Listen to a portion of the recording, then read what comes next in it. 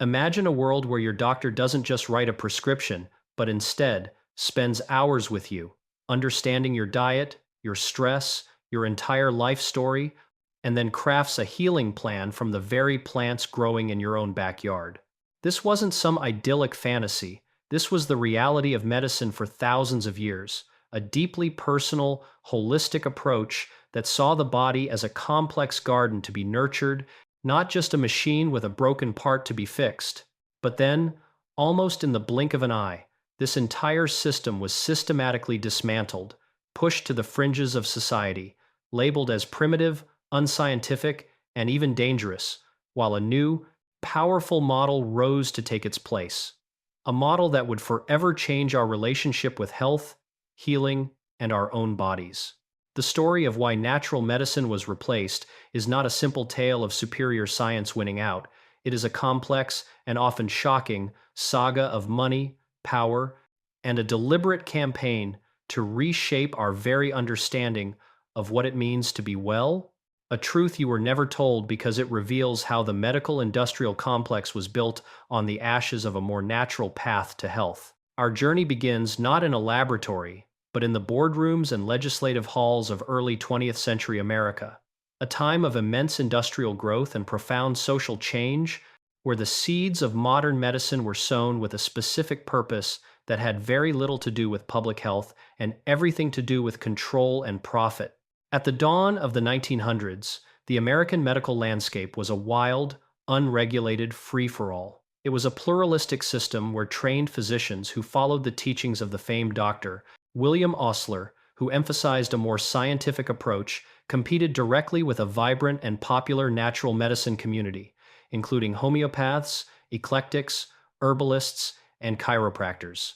These practitioners were incredibly successful and beloved in their communities because they offered gentle, often effective treatments that didn't involve the brutal and frequently lethal practices of mainstream doctors at the time, which included bleeding, purging, and administering heavy metals like mercury and arsenic, treatments that often did more harm than good.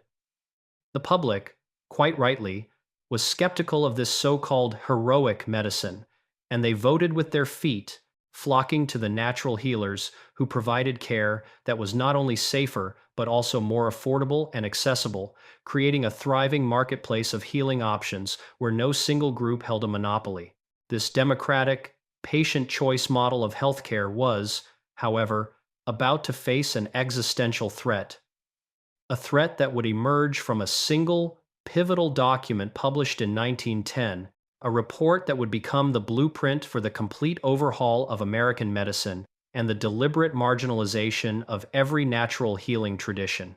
This document was the Flexner Report, sponsored by the Carnegie Foundation and led by a man named Abraham Flexner, who had no medical training himself, but was tasked with evaluating every medical school in the United States and Canada. Flexner toured the institutions, and his report concluded that most were commercial enterprises, substandard, and needed to be shut down, a conclusion that, on the surface, seemed to be about raising educational standards, but hidden within its pages was a deeply biased agenda that specifically targeted schools teaching homeopathy, eclecticism, and those that admitted women and African Americans. The report argued that medical education should be unified under a single scientific model, a model that was exclusively based on germ theory, pharmacology, and surgery, and it recommended that only universities that adhered to this strict, drug-centric approach should receive funding and accreditation. This was the masterstroke. By controlling the funding and the accreditation, a small group of powerful individuals and institutions could now dictate the entire curriculum of medicine, systematically removing any teaching about nutrition, herbalism, or the body's innate healing ability from the classrooms of future doctors.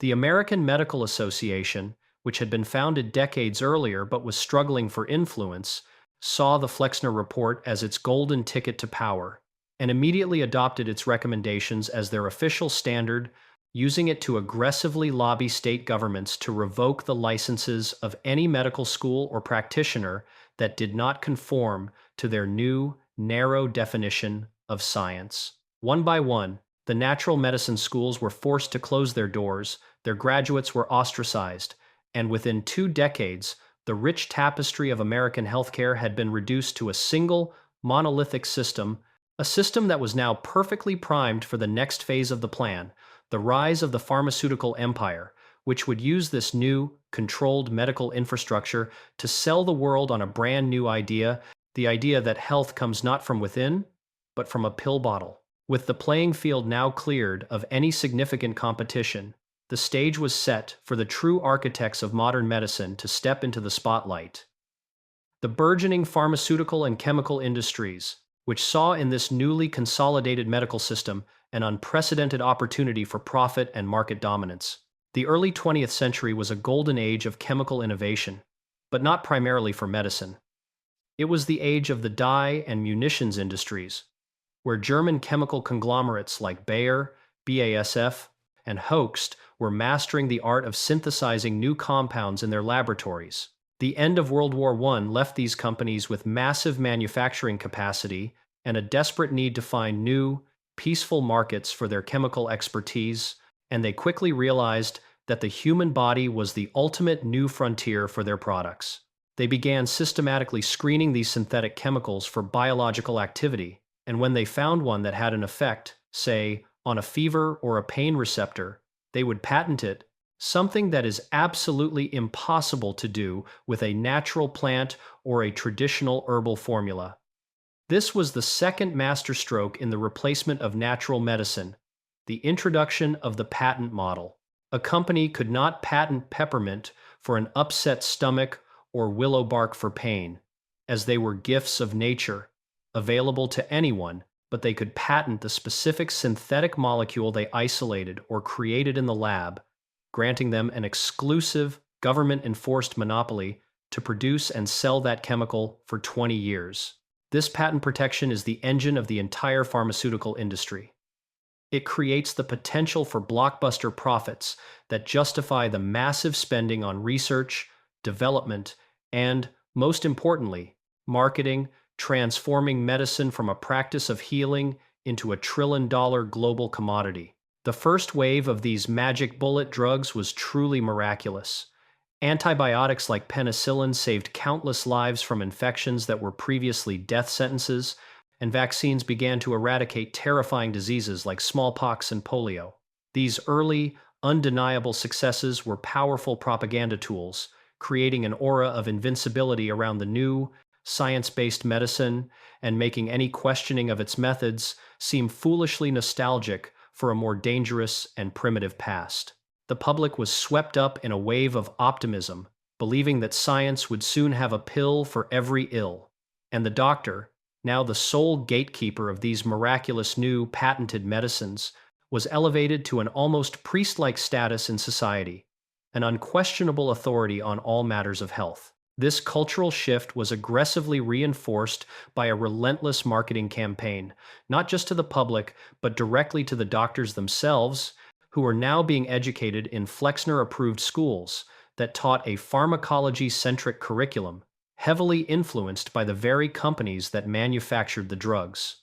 Pharmaceutical sales representatives, known as detail men, became a constant presence in doctors' offices, providing them with free samples, glossy brochures, and a steady stream of information that framed every human ailment as a chemical deficiency or imbalance that could only be corrected by a patented synthetic drug. At the same time, a new and insidious narrative began to take root in the media and medical journals, a narrative that systematically disparaged natural medicine, labeling it as old wives' tales, quackery, and unscientific, while positioning the new pharmaceutical-based approach as the only legitimate, evidence-based path to health. This was not an organic evolution of thought. It was a carefully crafted and funded public relations campaign designed to reshape public perception and create a dependency on the products of the new medical industrial complex. The language of healing itself began to change. We stopped talking about wellness and vitality and started talking about targets and receptors. The human body was no longer a holistic organism, but a collection of separate, specialized systems. each managed by a different specialist armed with a specific set of patented chemical tools.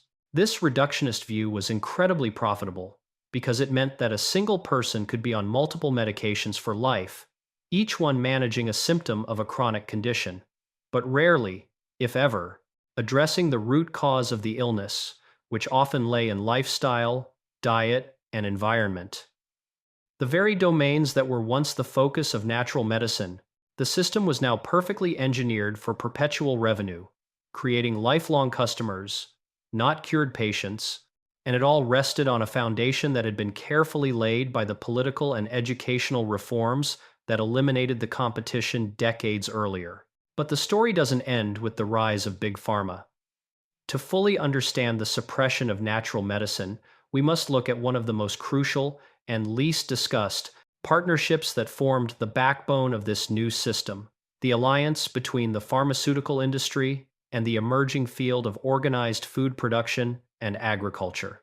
In the post-World War II era, the world witnessed a dramatic transformation in the way we grew and processed our food, a shift towards industrial-scale farming that relied heavily on synthetic pesticides, herbicides, and fertilizers, many of which were developed by the very same chemical companies that were now producing pharmaceuticals. This was not a coincidence. It was a strategic expansion into a new, massive market. Companies like Monsanto, which originally produced saccharin and PCBs, and Bayer, which was part of the IG Farben conglomerate, began selling their wartime chemicals to farmers with the promise of higher yields and easier pest control. This led to the widespread adoption of monoculture farming, where vast fields were dedicated to a single crop, a practice that depletes the soil of its natural minerals and nutrients, creating plants that are less robust and more susceptible to disease. The result was a double-edged sword for public health and a brilliant business strategy for the chemical-pharmaceutical nexus. First, the food being grown on these depleted soils was, and still is, significantly less nutritious than the food our ancestors ate.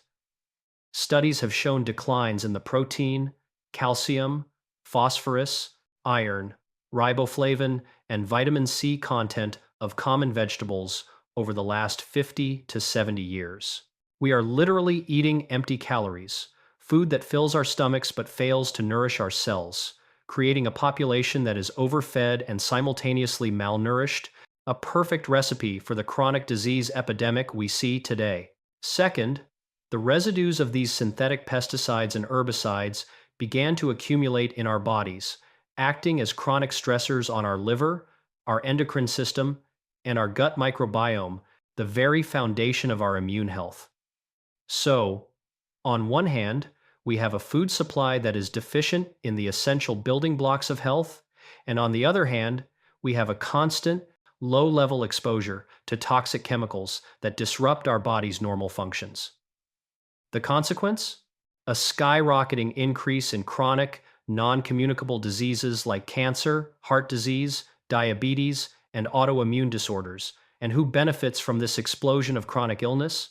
The pharmaceutical industry, which provides the lifelong, expensive medications to manage these conditions. This creates a vicious, self-perpetuating cycle.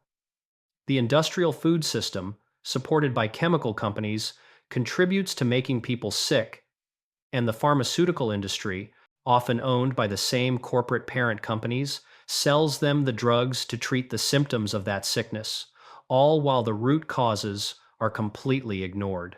This symbiotic relationship was further cemented by the official dietary guidelines promoted by governments, which were heavily influenced by the powerful agricultural lobbies for commodities like corn, wheat, and soy, leading to a food pyramid that prioritized processed grains over fresh vegetables and healthy fats, further driving the population towards a pro-inflammatory, disease-promoting diet. The medical establishment, trained to look for pharmaceutical solutions, largely ignored nutrition as a legitimate form of therapy, dismissing doctors who focused on food as medicine as fringe elements. The entire system was designed to create a dependency, from the field to the pharmacy. And it worked spectacularly well. The average person, disconnected from the source of their food and trusting in their doctor's advice, had no idea that the very system claiming to care for their health was, in fact, profiting from their sickness. The truth you were never told is that the war on natural medicine was also a war on natural food, because a healthy, well-nourished population that understands how to use plants for healing is simply not a profitable customer base for a business model built on patented chemicals for managing chronic disease. The replacement of natural medicine was, therefore, not just a medical coup. It was a complete takeover of the entire human ecosystem, from the soil we grow our food in to the pills we take when that food fails to sustain us. You might be thinking, but modern medicine is based on science, and natural medicine isn't. And this is perhaps the most powerful and enduring myth that has been used to justify the suppression of holistic healing. The accusation that natural medicine is unproven is a clever piece of rhetorical jujitsu that ignores a fundamental truth. The system for determining what is scientifically proven was itself designed and controlled by the very industry that stood to lose the most from the success of natural therapies. The gold standard for modern medical evidence is the large-scale, randomized, double-blind, placebo-controlled trial, a rigorous and expensive process that can cost hundreds of millions of dollars to conduct for a single drug. This model is perfectly suited for testing single, synthetic, patentable molecules against a placebo, but it is notoriously ill-suited for evaluating the complex, multifaceted interventions that are the hallmark of natural medicine. How do you create a double-blind study for a meditation practice? How do you design a placebo for an acupuncture treatment? How do you fund a $100 million trial for a common herb like turmeric or garlic that no one can patent and therefore no one can profit from exclusively?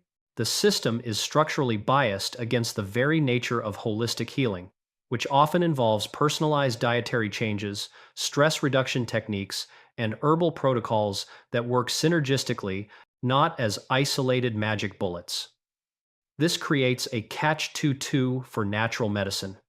It is called unscientific because it lacks large-scale trials, but it lacks large-scale trials because the funding for such research is almost exclusively available to entities that can expect a massive financial return on their investment, that is to say, pharmaceutical companies with a patent to protect. Furthermore, when positive studies do emerge for natural compounds, they are often met with skepticism, criticized for methodological flaws, or simply ignored by a mainstream medical community that is not trained to look for them and has no financial incentive to prescribe them. This institutional bias is reinforced at every level, from medical schools where nutrition and herbal medicine are given, at best, a few hours of lecture time, to the major medical journals, which are funded by pharmaceutical advertising, creating a powerful echo chamber that consistently validates the drug-based paradigm while marginalizing any alternative.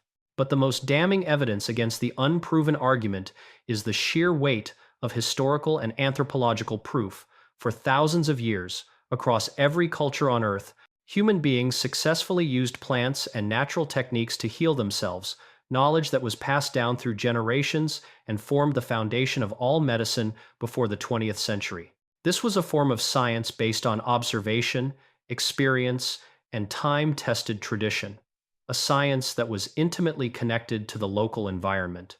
To dismiss all of this accumulated human wisdom as mere superstition is not only arrogant, but is also a profound historical error. Meanwhile, the scientific system that replaced it has become one of the leading causes of death in the United States.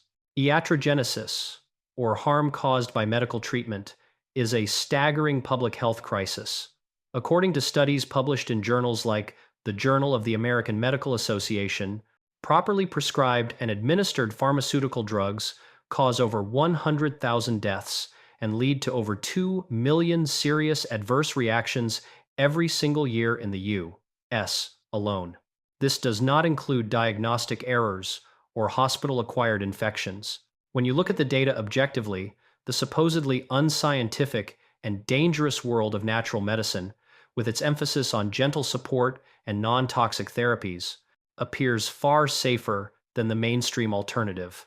The narrative of superior safety and efficacy has been a carefully constructed illusion, a myth perpetuated to maintain the status quo and discredit any challengers to the pharmaceutical monopoly. The truth is that we have thrown the baby out with the bathwater.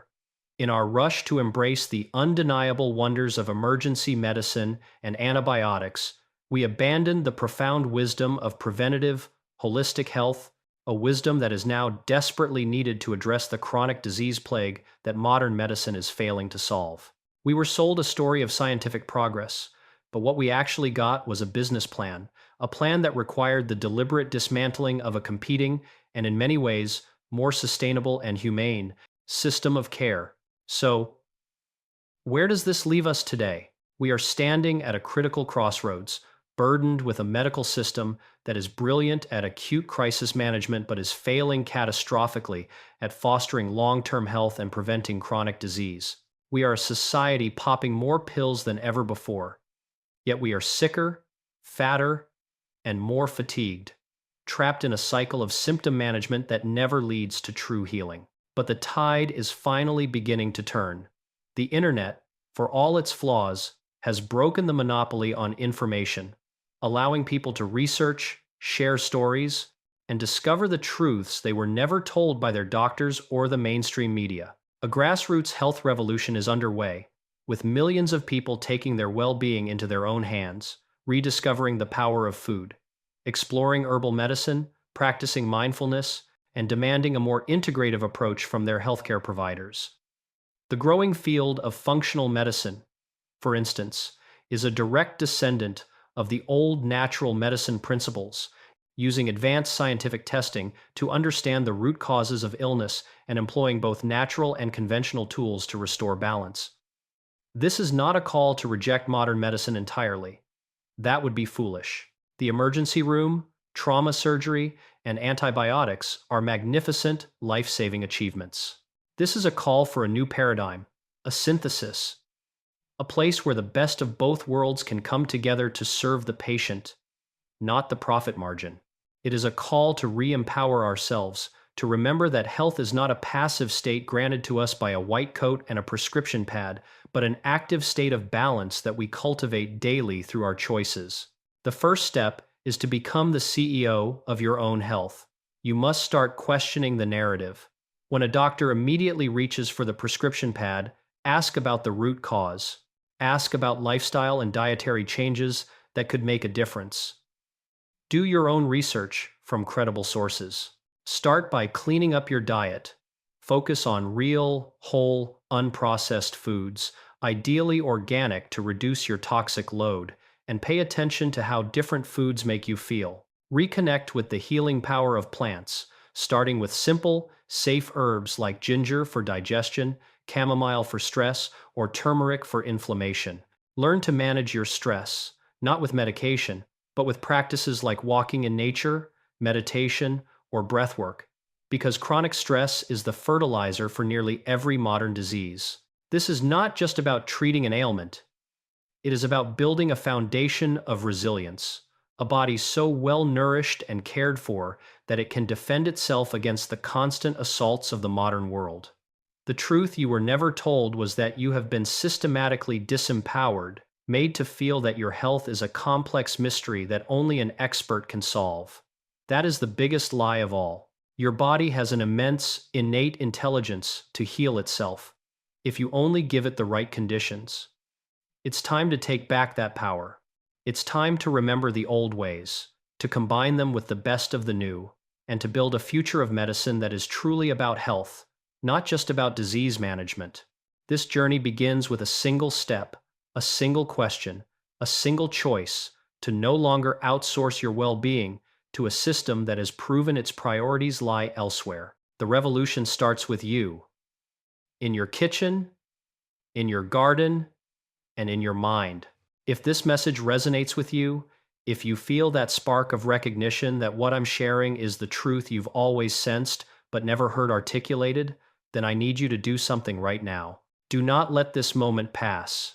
If you want to take that first concrete step towards reclaiming your health sovereignty, then I have created a free, comprehensive guide for you that breaks down exactly how to start this journey. It's called the 5-Day Natural Health Reset, and it will walk you through simple, actionable steps to cleanse your body, calm your mind, and reconnect with the fundamental principles of natural healing that we've discussed today.